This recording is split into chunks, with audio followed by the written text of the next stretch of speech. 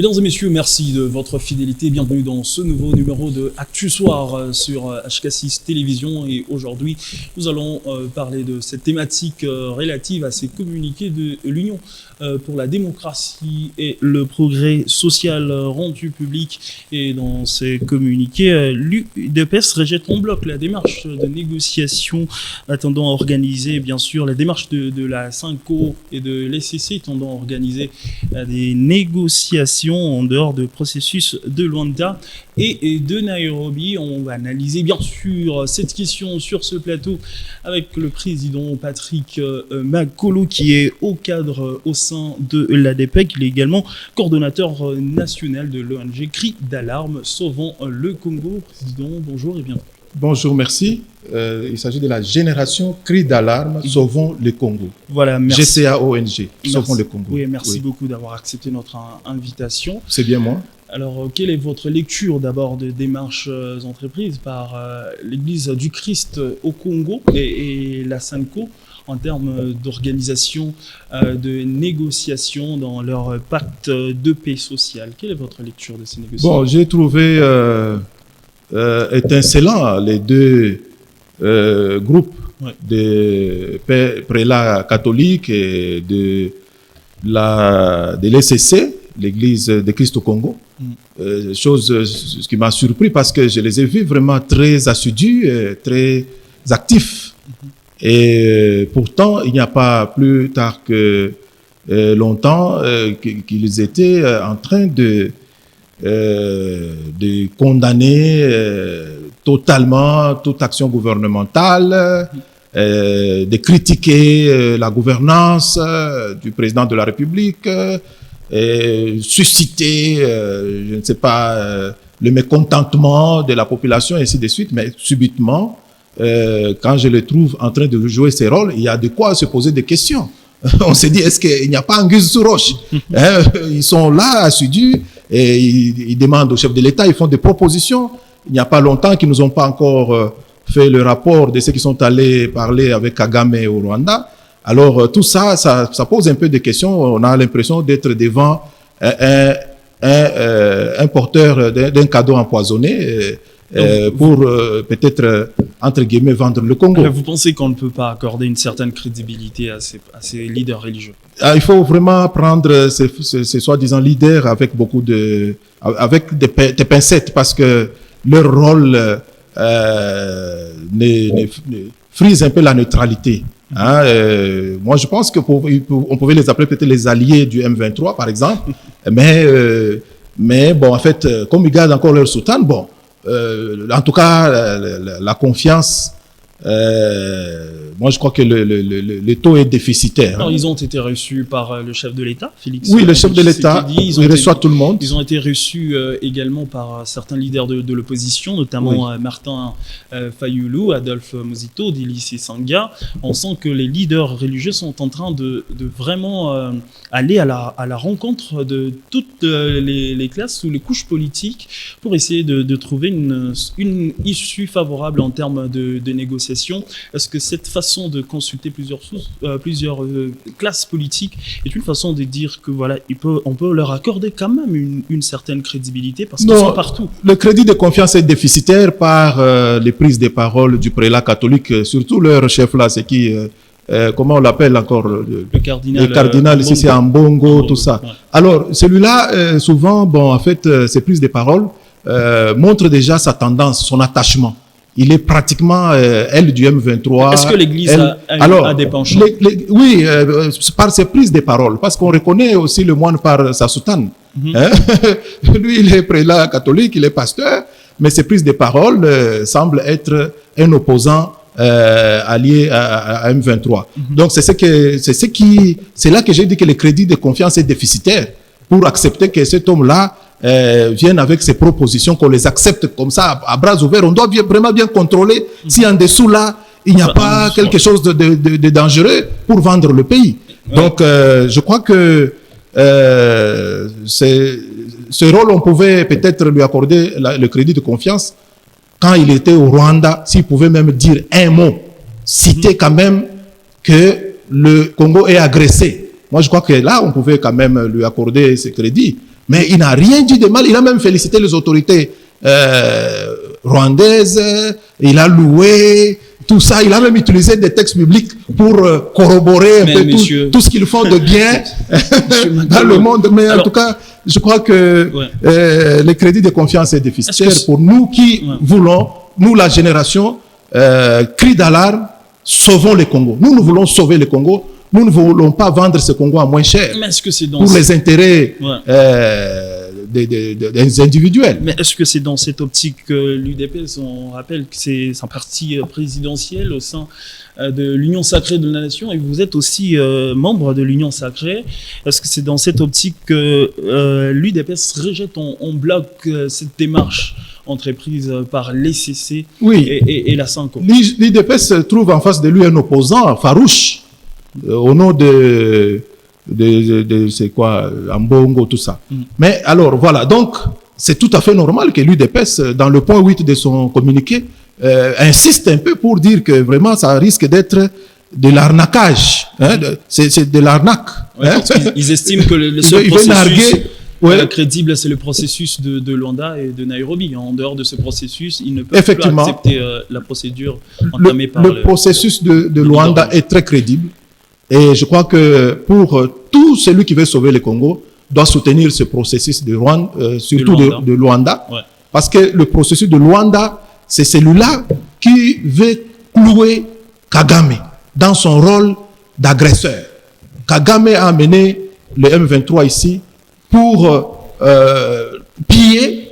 On a pillé les véhicules, même les véhicules de la population, beaucoup de biens, les richesses de la RDC appartenant à l'État congolais. Rwanda a pris ça. Mais vous trouvez très à l'aise de soutenir qu'on puisse négocier, se trouver sur la même table avec un président de la République élu dans la légalité, avec des voleurs qui viennent voler, qui sont des anarchistes, qui sont des criminels.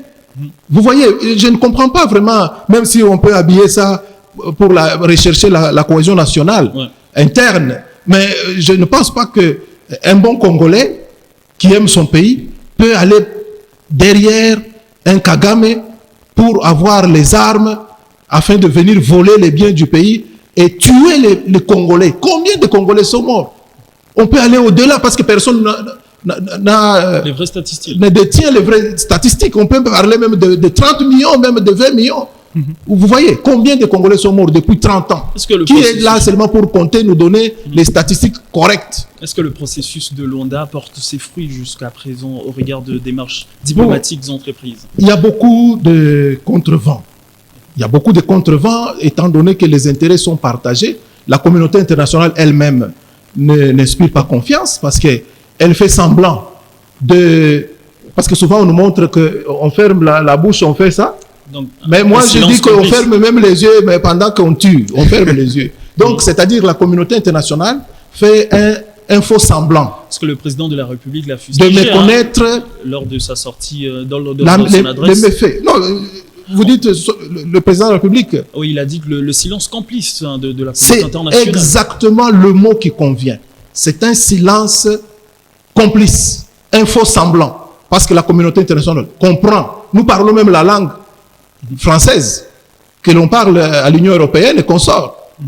Notre ministre, la voyante maman Thérèse Wagner, Kaikwamba, qui parle même l'anglais, qui parle même l'allemand, a convaincu tout le monde. Mais apparemment, chacun ne veut pas quitter ses intérêts. Tout le monde est collé à ses intérêts, alors ils font semblant de ne pas voir le nombre de morts, de ne pas voir le pillage des minéraux, des richesses congolaises, même des véhicules, même les tueries.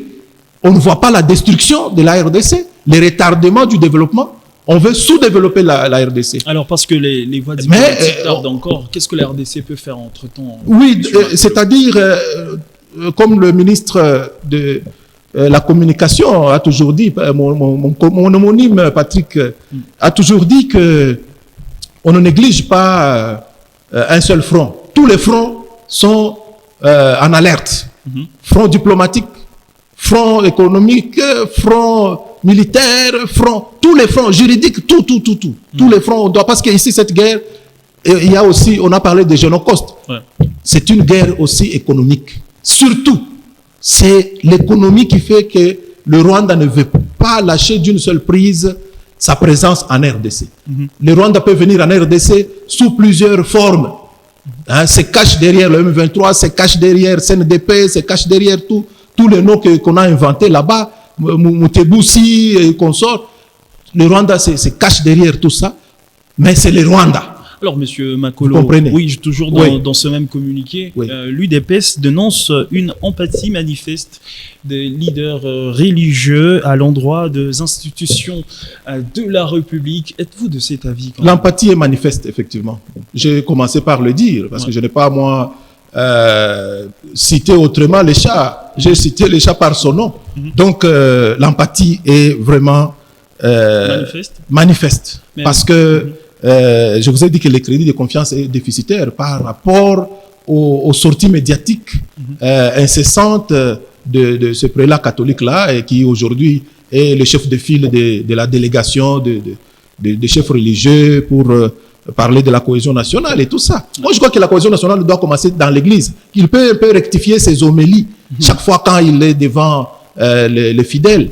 Il peut un peu laisser les fidèles tranquilles, leur donner la parole de Dieu au lieu d'haranguer la foule avec des propos souvent incendiaires. Alors, monsieur, moi, je crois qu'il doit d'abord commencer par améliorer son image avant de venir comme un neutre pour prendre la tête des chefs religieux afin de rechercher la cohésion nationale. Alors, monsieur Makolo, Kinshasa, qui n'a toujours pas voulu négocier avec les rebelles, le chef de l'État l'a dit clairement, qu'on ne peut pas négocier avec les rebelles. Négocier avec les rebelles, c'est retourner le mixage, le brassage, l'intégration.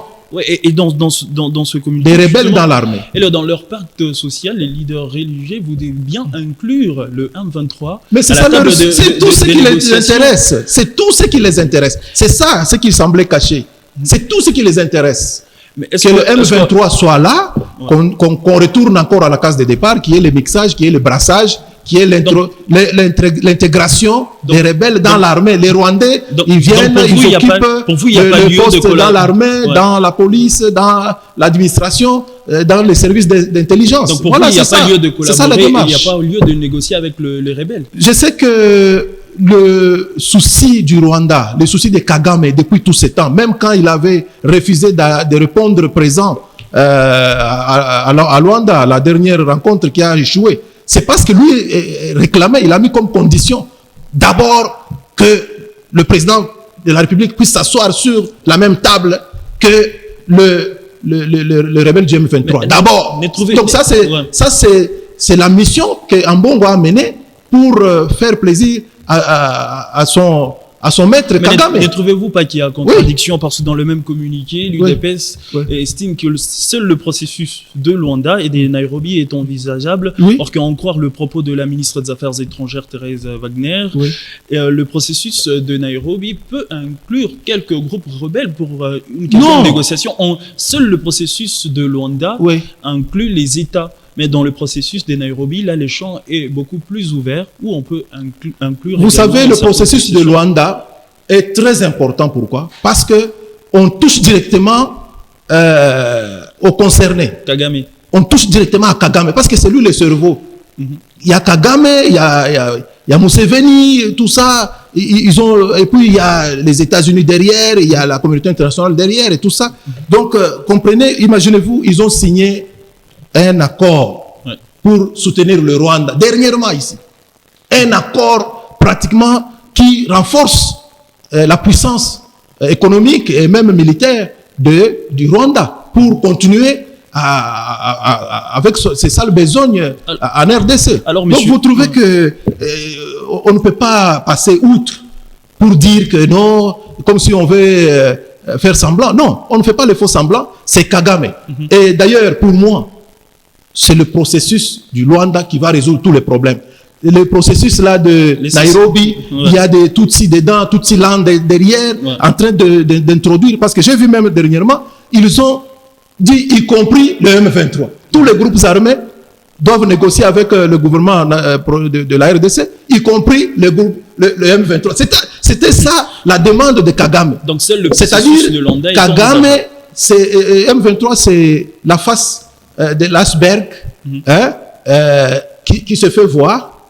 Mais c'est Kagame. Donc Kagame veut avoir deux apparences. Ouais. Apparence étatique et apparence là pour snobber. Donc je crois que nous devons vraiment donner du crédit au processus de Luanda. Et ces histoires-là, parce que vous voyez, ils ont maintenant essayé de mettre ensemble les deux processus. Ouais. C'est vraiment le travail de toute l'Inde. Merci beaucoup. Ils veulent à tout prix que la RDC reste dans la misère, dans la souffrance, et la RDC soit colonisée par le Rwanda et par les puissances cachées qui combattent la RDC. Et c'est là que Kinshasa ne va pas l'admettre. Non, en tout cas, nous soutenons le chef de l'État sur ce point de vue, qu'il ne puisse pas lâcher prise, qu'il tienne bon, le peuple est derrière lui.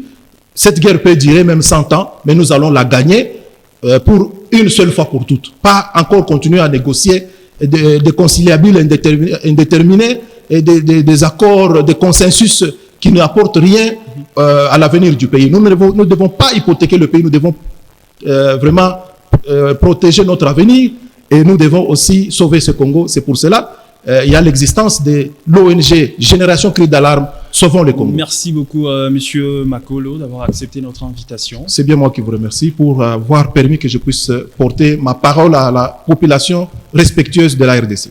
Mesdames et messieurs, c'est la fin de ce numéro de Actu Soir. Merci de votre attention et à la prochaine. Merci.